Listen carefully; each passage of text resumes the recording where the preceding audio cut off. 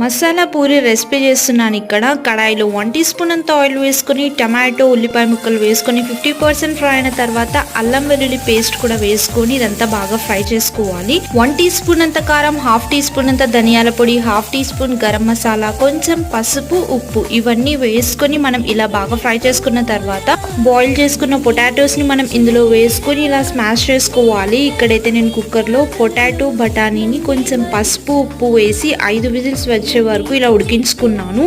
Potatoes వేసి మనం ఇలా స్మాష్ చేసిన తర్వాత బఠానీని కూడా మనం ఆ వాటర్తో పాటు ఇలా వేసేసుకోవాలి.